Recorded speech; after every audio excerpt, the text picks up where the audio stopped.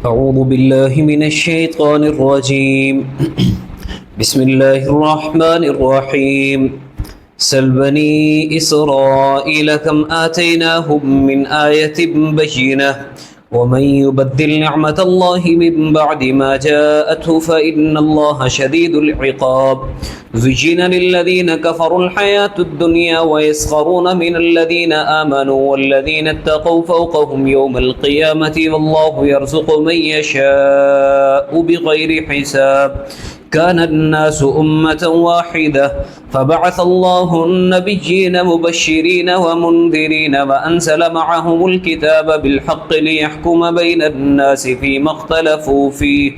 وما اختلف فيه إلا الذين أوتوه من بعد ما جاءتهم البينات بغيا بينهم فهدى الله الذين آمنوا لما اختلفوا فيه من الحق بإذنه والله يهدي من يشاء إلى صراط مستقيم أم حسبتم أن تدخلوا الجنة ولما يأتكم مثل الذين خلوا من قبلكم مستهم البأساء والضراء وزلزلوا حتى يقول الرسول والذين آمنوا معه متى نصر الله ألا إن نصر الله قريب يسألونك ماذا ينفقون قل ما أنفقتم من خير فللوالدين والأقربين واليتامى والمساكين وابن السبيل وما تفعلوا من خير فإن الله به عليم كتب عليكم القتال وهو كره لكم وعسى أن تكرهوا شيئا وهو خير لكم وعسى أن تحبوا شيئا وهو شر لكم والله يعلم وأنتم لا تعلمون صدق الله العظيم سل بني إسرائيل كم آتيناهم من آية بينة آپ سوال کریں بنی اسرائیل سے کہ کتنی ہم نے عطا کی ان کو اپنی قدرت کی واضح آیات اور دلیلیں نشانیاں وَمَن يُبَدِّلْ نِعْمَةَ اللَّهِ مِن بَعْدِ مَا جَاءَتْهُ اور جس شخص نے تبدیل کر دیا اللہ تبارک و تعالیٰ کی نعمتوں کو بعد اس کے کہ وہ نعمتیں اس کے پاس آ چکی فَإِنَّ اللَّهَ شَدِيدُ الْعِقَابِ پس بے شک اللہ تبارک و تعالیٰ سخت سزا دینے والے ہیں زُيِّنَ لِلَّذِينَ كَفَرُوا الْحَيَاةُ الدُّنْيَا مزین کیا گیا ان لوگوں کے لیے جنہوں نے کفر کیا دنیا کی زندگی کو وَيَسْخَرُونَ مِنَ الَّذِينَ آمَنُوا اور وہ مسخرہ کرتے ہیں مذاق اڑاتے ہیں ان لوگوں سے جو ایمان لائے وَالَّذِينَ اتَّقَوْا فَوْقَهُمْ يَوْمَ الْقِيَامَةِ حالانکہ وہ لوگ جو متقین ہیں ایمان والے ہیں وہ کل قیامت کے دن ان کافروں سے اوپر ہوں گے وَاللَّهُ يَرْزُقُ مَن يَشَاءُ بِغَيْرِ حساب اور اللہ تبارک و تعالی رزق دیتے ہیں جس کو چاہتے ہیں بغیر حساب کے کان الناس امۃ واحدہ تھے لوگ ایک ہی گروہ فبعث اللہ النبیین مبشرین ومنذرین بس بھیجے اللہ تبارک و تعالی نے نبی خوشخبری دینے والے اور ڈرانے والے وانزل معهم الکتاب بالحق لیحکم بین الناس فیما اختلفوا فیہ اور نازل کی اللہ تبارک و تعالی نے ان کے ساتھ کتابوں کو حق کے ساتھ تاکہ فیصلہ کرے ان لوگوں کے درمیان اس چیز کے بارے میں جس چیز میں وہ اختلاف کرتے وَمَا اخْتَلَفَ فِيهِ إِلَّا الَّذِينَ أُوتُوهُ مِن بَعْدِ مَا جَاءَتْهُمُ الْبَيِّنَاتُ بَغْيًا بَيْنَهُمْ اور نہیں اختلاف کرتے اس میں مگر وہ لوگ کہ جن کو دی گئی کتاب بعد اس کے کہ آ گئی ان کے پاس واضح دلیلیں آپس میں سرکشی کرتے ہوئے فَهَدَى اللَّهُ الَّذِينَ آمَنُوا لِمَا اخْتَلَفُوا فِيهِ مِنَ الْحَقِّ بِإِذْنِهِ بس اللہ تبارک و تعالی نے ہدایت دی ان لوگوں کو جو ایمان لائے اس چیز کے بارے میں جس چیز میں وہ اختلاف رکھتے تھے حق سے اللہ تبارک و تعالی کی اجازت کے ساتھ واللہ یہدی من یشاء الی صراط مستقیم اور اللہ تبارک و تعالی رہنمائی فرماتے ہیں جس کی چاہتے ہیں سیدھے راستے کی طرف ام حسبتم ان تدخلوا الجنة ولما یأتکم مثل الذین خلوا من قبلکم کیا تم گمان کرتے ہو کہ تم جنت میں داخل ہو جاؤ گے کیا ابھی تک نہیں پہنچی تمہارے پاس پہلے لوگوں کی مثالیں جو تم سے پہلے گزر چکے مستهم البأساء والضراء وزلزلوا حتى يقول الرسول والذين آمنوا معه متى نصر الله پہنچی ان کو مالی تکلیفیں اور جسمانی تکلیفیں اور زلزلے جیسی کیفیت ان پر طاری ہو گئی یہاں تک کہ کہا رسولوں نے اور ان لوگوں نے جو ایمان لائے تھے اپنے رسولوں پر کہ کب آئے گی اللہ تبارک و تعالیٰ کی مدد. الا ان نصر اللہ قریب، خبردار بے شک اللہ تبارک و تعالیٰ کی مدد قریب ہے. یسألونک ماذا ينفقون، وہ آپ سے سوال کرتے ہیں کہ کہاں پہ ہم خرچ کریں. قل ما انفقتم من خیر فللوالدین والاقربین والیتامى والمساکین وابن السبیل، آپ فرما دیجئے کہ جو تم خرچ کرو اپنے مال میں سے بس اپنے والدین کے لیے کرو اور اپنے قریبی رشتہ داروں کے لیے اور یتیموں کے لیے اور مسکینوں کے لیے اور مسافروں کے لیے. وما تفعلوا من خیر فإن اللہ بہ علیم، اور جو تم نیکی کرو گے بس بے شک اللہ تبارک و تعالی اس کو جانتے ہیں. کتب علیکم القتال وهو کرہ لکم، فرض کیا گیا تمہارے اوپر قتال کرنا، جہاد کرنا، باوجود اس بات کے کہ تم اس کو ناپسند سمجھتے ہو. وعسى ان تکرہوا شیئا وهو خیر لکم، شاید کہ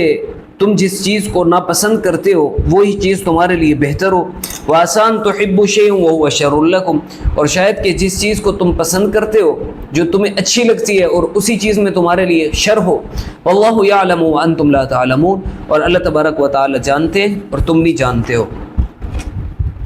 اللہ تبارک و تعالی نے رسول اللہ صلی اللہ علیہ وآلہ وسلم کو ارشاد فرمایا کہ اے نبی سل بنی اسرائیل کم آتیناہم من آیت بینہ، کہ آپ بنی اسرائیل والوں سے پوچھئے کہ ہم نے ان کے اوپر کتنی انعامات فرمائے، کتنی نعمتیں فرمائی، ہم نے اپنی قدرت کی کتنی نشانیاں ان کو دکھائیں. آپ پہلے سپارے میں سماعت فرما چکے ہیں کہ اللہ تبارک و تعالی نے بنی اسرائیل والوں کے اوپر اپنے احسانات کی انتہا فرمائی تھی. اللہ تبارک و تعالی نے سب سے پہلے ان کو فرعون سے اور فرعونیوں سے نجات عطا فرمائی. پھر ان کو جب سامنے سمندر آیا تو سمندر نے ان کو 12 راستے دیے، وہ سمندر سے خیر و عافیت سے گزر گئے. اس کے بعد وہ وادی تیم ہے جس کو موجودہ جغرافیے کے اعتبار سے وادی سینا کہا جاتا ہے، وہ اس میں پہنچے وادی سینا میں، تو وہاں پر وہ رہے. تو وہاں ان پر اللہ تبارک و تعالی نے من و سلوہ اتارا اور پھر وہاں پر ان کے لیے پانی کا مسئلہ بنا. تو وَإِذِ اسْتَسْقَىٰ مُوسَىٰ لِقَوْمِهِ فَقُلْ اضْرِب بِّعَصَاكَ الْحَجَرَ، اللہ تبارک و تعالی نے پتھر سے ان کے لیے 12 چشمے پانی کے نکال دیے. اور اللہ تبارک و تعالی نے بے شمار ان کے اوپر نعمتیں اور احسانات اور انعامات فرمائے. وَمَن يُبَدِّلْ نِعْمَةَ اللَّهِ، فرمایا کہ ان کے اوپر ہم نے انعامات فرمائے، اور جو آدمی تبدیل کر دیتا ہے اللہ تبارک و تعالیٰ کی نعمتوں کو ان کے مل جانے کے بعد فإن اللہ شدید العقاب، تو اللہ تبارک و تعالیٰ سخت سزا دینے والے ہیں. بنی اسرائیل کے اوپر جب اللہ تبارک و تعالیٰ نے احسانات فرمائے، انعامات فرمائے، ان کو نعمتیں عطا فرمائیں، انہوں نے سرکشی کی، انہوں نے اللہ تبارک و تعالیٰ کی بات نہ مانی، تو پھر اللہ تبارک و تعالیٰ نے بعضوں کو خنزیر بنا دیا، بعضوں کو اللہ تبارک و تعالیٰ نے بندر بنا دیا، بعضوں کو اللہ تبارک و تعالیٰ نے چوہا بنا دیا. تو یہ سب جو بندر بنے، خنزیر بنے، چوہے بنے، یہ 3 دن کے بعد یہ سب کے سب ختم ہو گئے تھے، مر گئے تھے.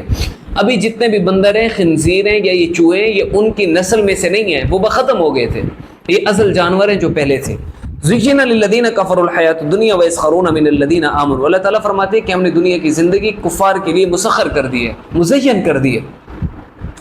کیونکہ حضور پاک کا فرمان ہے الدنیا سجن المؤمن و جنت الکافر، کہ دنیا مومن کے لیے قید خانہ ہے اور کافر کے لیے جنت ہے. تو اللہ تعالیٰ فرماتے ہیں کہ دنیا کی زیب و زینت، دنیا کی مزے، دنیا کی لذتیں، دنیا کا سکون، دنیا کی عیاشی ہم نے کفار کو دے دی ہے. وَيَسْخَرُونَ مِنَ الَّذِينَ آمَنُوا، جب کفار کے پاس پیسہ آیا، مستی آئی، مزے آئے، تو پھر وہ مسلمانوں کا، ایمان والوں کا تمسخر اڑانے لگے، مذاق اڑانے لگے، ان کے اوپر ہنسنے لگے کہ یہ غریب لوگ ہیں، پھٹے ہوئے ان کے پاس کپڑے ہیں، ان کے پاس ڈھنگ کا لباس نہیں، ان کے پاس جوتے نہیں، ان کے پاس کھانے پینے کا کچھ نہیں. تو مسلمانوں کا، ایمان والوں کا مذاق اڑانے لگے. تو اللہ تعالیٰ فرماتے والذین اتقوا فوقہم یوم القیامہ، حالانکہ جو تقوی والے ہیں، جو کفر و شرک سے بچنے والے، جو ایمان والے ہیں، یہ کل قیامت کے دن کفار سے مرتبے میں اوپر ہوں گے. اوپر اس اعتبار سے کہا کہ کفار جہنم میں ہوں گے، اور جہنم جو ہے زمین کے نیچے ہے، وہ بالکل تحت سرا کے بات جہنم میں تحت سرا. تو یہ جو جنت ہے وہ آسمانوں کے اوپر ہے. تو اب ایک آدمی زمین کے نیچے ہو، ایک آدمی آسمانوں کے اوپر ہو، تو ظاہر ہے کہ اوپر ہونے والا اوپر ہے. اس اعتبار سے اوپر کا. ویسے مرتبے کے اعتبار سے تو زمین و آسمان سے بھی زیادہ فرق ہے ایمان والے اور کفار کے درمیان، کہ ایمان والوں کا مرتبہ بہت اونچا ہے. جی تو اللہ تبارک و تعالی نے فرمایا کہ واللہ یرزق من یشاء بغیر حساب، کفار کو اپنی دولت کے اوپر، مال کے اوپر گھمنڈ ہے، حالانکہ اللہ تبارک و تعالی جس کو چاہتے ہیں رزق عطا فرماتے ہیں بغیر حساب کے. بغیر حساب کی بہت سی تفسیریں کی گئی ہیں. بغیر حساب کا ایک معنی یہ بیان کیا گیا ہے کہ بغیر مشقت کے،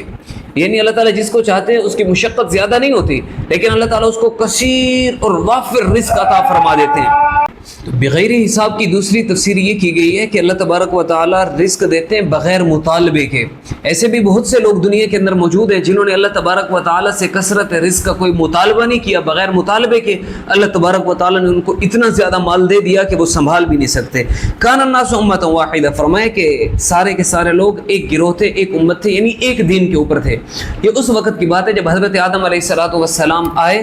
تو ان کی اولاد جتنی بھی تھی وہ سب کے سب ایک ہی دین کے اوپر تھے, اور 1000 سال تک حضرت آدم علیہ السلام زندہ رہے, اور ان کی جتنی بھی نسل تھی ان کے اندر لڑائیاں جھگڑے فسادات ہوتے تھے, لیکن دین ان کا ایک تھا. ان میں سے کسی نے شرک نہیں کیا تھا. شرک کی بنیاد حضرت نوح علیہ السلام کے بعد رکھی گئی تھی. ایسے تو ارشاد فرمایا فبعث اللہ النبیین, جب اس کے بعد لوگوں نے شرک شروع کر دیا, اپنے اپنے مذاہب بنا لیے, تو اللہ تبارک و تعالیٰ نے ان کے پاس نبی بھیجے خوشخبری دینے والے, یعنی کہ جو راہ راست پر تھے ان کو انبیاء کی طرف سے خوشخبریاں ملا کرتی تھی, اور جو راہ راست سے صراط مستقیم سے ہٹ گئے تھے وہ منذرین, ان کو نبی ڈرایا کرتے تھے, ڈرا کر خوف دلا کر ان کو راہ راست پہ لانے کی کوشش کیا کرتے تھے. وانزل معهم الکتاب, اللہ تبارک و تعالیٰ فرماتے ہیں کہ ہم نے ہر نبی کے ساتھ کتاب اتاری, کسی کے ساتھ صحیفے اترے, کسی کے پاس کتاب اتری. تو وہ کیوں اتری؟ لیحکم بین الناس فیما اختلفوا فیہ, تاکہ وہ اس کتاب کے ذریعے سے لوگوں کے درمیان فیصلہ کریں اس چیز کے بارے میں جس چیز کے بارے میں لوگ آپس میں اختلاف کر رہے ہیں. وما اختلف فیہ الا الذین اوتوا من بعد ما جاءتهم البینات بغیا بینہم, فرمایا کہ اس میں اختلاف وہی لوگ کرتے ہیں جو جن کے پاس واضح دلیلیں اور نشانیاں اور کتابیں آ چکی ہیں, یعنی ان کو معلوم ہے کہ اس میں اختلاف کی گنجائش نہیں ہے, لیکن اس کے باوجود بھی وہ لوگ اس میں اختلاف کرتے ہیں. فہد اللہ الذین آمنوا, اللہ تبارک و تعالیٰ ہدایت دیتے ہیں ایمان کی طرف جس کو چاہتے ہیں اپنے حکم کے ساتھ, اور اللہ تبارک و تعالیٰ ہدایت دیتے ہیں جس کو چاہتے ہیں سیدھے راستے کی طرف. ام حسبتم ان تدخلوا الجنۃ ولما یأتکم مثل الذین خلوا من قبلکم, ابتدائی اسلام میں صحابہ کرام رضی اللہ تعالیٰ عنہم اجمعین اور رسول اللہ صلی اللہ علیہ وآلہ وسلم کے اوپر بہت زیادہ مشقتیں آئیں, بہت زیادہ تکلیفیں آئیں, بہت زیادہ اذیتیں ان کو ملی. یہ جو مکی زندگی تھی اس کے اوپر باقاعدہ طور پر کتابیں لکھی ہوئی ہیں تعذیب المسلمین کے نام پر, کہ مسلمانوں کو کیسے کیسے عذاب دیے جاتے تھے, کیسے کیسے تکلیفیں مسلمانوں کو دی جاتی تھی, اور مسلمانوں نے کیسا کیسا وقت گزارا. جی گزشتہ جمعے میں ہمارا موضوع بھی یہی تھا, اور انشاءاللہ کوشش کریں گے کہ 1-2 دن میں جمعے کی جو ویڈیو ہے وہ انشاءاللہ یوٹیوب چینل کے اوپر آ جائے, جہاں سے آپ یہ درس سماعت فرما رہے ہیں, تو انشاءاللہ وہ سماعت کیجیے گا. اس کے اندر سارا بیان کیا گیا ہے کہ مشرکین مکہ کیسے صحابہ کو تکلیفیں دیا کرتے تھے, کیسے رسول اللہ صلی اللہ علیہ وسلم کو تکلیفیں دیا کرتے تھے, کن اذیتوں میں صحابہ اور حضور نے اپنا وقت گزارا تھا. جی ایسے تو جب ان کو تکلیفیں ہوئی تو اللہ تبارک و تعالیٰ نے ارشاد فرمایا کہ اے نبی اب اپنے صحابہ سے بھی کہیے, اور آپ بھی دل برداشتہ ہونے کی ضرورت نہیں ہے کہ آپ کو پہلے لوگوں کی باتیں نہیں پہنچی کہ آپ سے پہلے جو ایمان والے ہوا کرتے تھے, جو سابقہ امتیں تھیں, ان کے اوپر کتنی مشقتیں آئیں, کتنی تکلیفیں آئیں. مستہم البأساء, ان کو مالی تنگی نے گھیر لیا, مالی اعتبار سے وہ تنگی میں آ گئے, جسمانی اعتبار سے وہ تکلیفوں میں آ گئے, اور ان کی کیفیت ایسے ہو گئی جیسے وہ زلزلے میں ہو, یعنی ان کے دماغ چکرانے لگے, اتنی مشقتیں اور تکلیفیں ان کے اوپر آئیں. پھر اللہ تعالیٰ فرماتے ہیں کہ ایسا وقت بھی آیا کہ ان کے رسول بھی پریشان ہو گئے, اور ان پر ایمان لانے والے ایماندار لوگ بھی پریشان ہو گئے, اور وہ کہنے لگے متی نصر اللہ, اللہ کی مدد کب آئے گی. وہ اللہ تعالیٰ سے کہنے لگے کہ اللہ پاک اب تو آزمائشیں بہت ہو چکی ہیں, بہت بڑھ چکی ہیں, اب آپ کی مدد آ جانی چاہیے. تو اللہ تعالیٰ نے فرمایا الا ان نصر اللہ قریب, میری مدد قریب ہے. یسألونک ماذا ينفقون, سوال کرتے ہیں آپ سے کہ ہم کہاں خرچ کریں. رسول اللہ صلی اللہ علیہ وسلم کے ایک صحابی حضرت عمر بن جموح رضی اللہ تعالیٰ عنہ, جو ایک ٹانگ سے لنگڑے تھے, لیکن اللہ تبارک و تعالیٰ نے ان کو بہت زیادہ مال عطا فرمایا تھا. تو انہوں نے رسول اللہ صلی اللہ علیہ وسلم سے پوچھا کہ یا رسول اللہ مجھے بتائیے, میرے پاس مال بہت زیادہ ہے, میں کہاں پہ خرچ کروں, کہاں پہ لگاؤں. تو رسول اللہ صلی اللہ علیہ وسلم نے, اللہ تبارک و تعالیٰ نے قرآن کی آیت نازل فرما دی کہ آپ ان سے کہیں کہ تم اپنا مال خرچ کرو والدین کے اوپر, اپنے قریبی رشتہ داروں کے اوپر, یتیموں کے اوپر, مسکینوں کے اوپر, اور مسافروں کے اوپر. والدین کے اوپر خرچ کرنے کا اجر زیادہ ہے, اور اس سے مراد زکوٰۃ کا مال نہیں ہے, بلکہ اس سے مراد صدقات نافلہ ہیں, نفلی صدقے, اور نفلی صدقے کا مال اپنے والدین کو بھی دیا جا سکتا ہے, قریبی رشتہ داروں کو بھی دیا جاتا ہے, یتیموں, مسکینوں اور مسافروں کو بھی دیا جاتا ہے. کتب علیکم القتال وهو کرہ لکم, فرمایا کہ تمہارے اوپر فرض کر دیا گیا ہے جہاد,